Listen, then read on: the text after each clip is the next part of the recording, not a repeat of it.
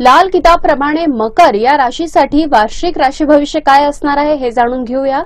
तर सर्वात आधी बोलूया करिअर आणि नोकरीबद्दल। तर तुमच्या राशीचा स्वामी शनी दुसऱ्या भावात असेल आणि 11व्या भावातही पाहिले तर गुरु चौथ्या भावात असल्यामुळे 10व्या भावात दिसेल। याचा अर्थ तुम्हाला करिअर आणि नोकरीमध्ये चांगले परिणाम दिसतील, आत्मविश्वास वाढेल, पदोन्नतीचीही संधी मिळेल।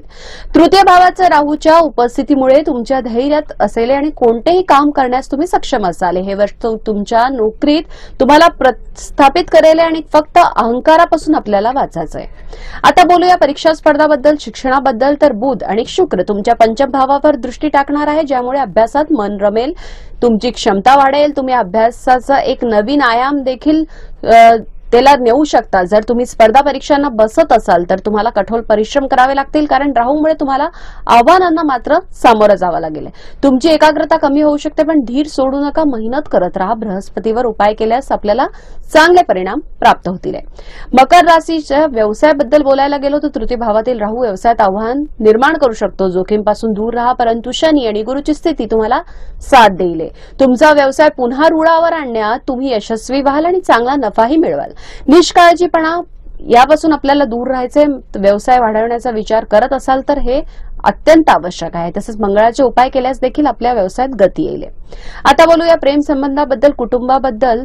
तर दुसऱ्या घरात शनी आणि चौथ्या घरात गुरुची उपस्थिती कौटुंबिक सौहार्द वाढवेल। भावंडांच्या आरोग्याची काळजी मात्र आपल्याला घ्यावी लागेल।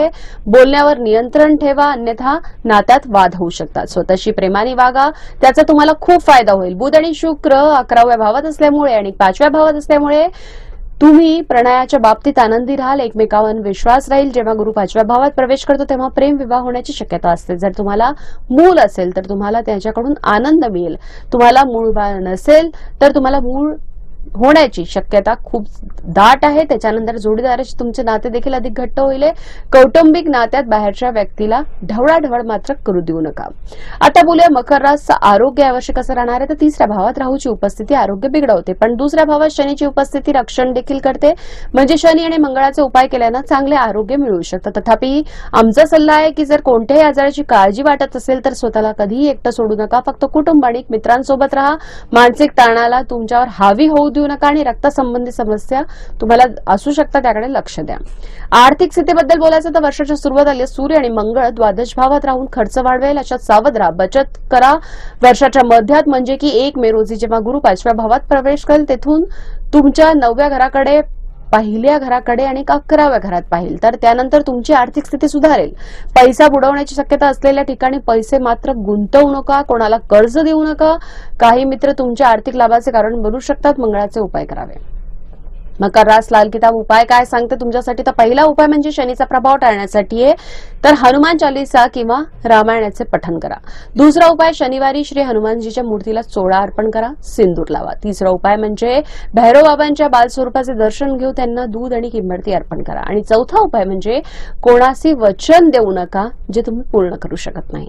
आता जाणून घेऊया लकी नंबर काय, तारखा काय, रंग काय। तर 2024 साठी आपला भाग्यवान अंक 4 आणि 8 आहे। तसंच 4, 8, 13, 17, 22 आणि 26 या भाग्यवान तारखा आहे। या दिवशी विशेष काम केल्यास लाभ मिळेल। पहिली, दुसरी आणि 9वी ही तारीख टाळाची तारखेला किंवा त्याच्या संयोगाच्या तारखेला कोणतेही महत्त्वाचे काम करायचे नाही किंवा निर्णय घ्यायचे नाही। लकी रंगाबद्दल बोललो तर पिवळा आहे, परंतु सोनेरी, शायनी आणि काळा रंग वापरणे टाळा। 3 कामं देखील टाळायची आहे। नाक घाणेरडे ठेवणे टाळावे, खोटे बोलणे टाळावे आणि तसेच तामसिक आहार घेणे देखील टाळावे।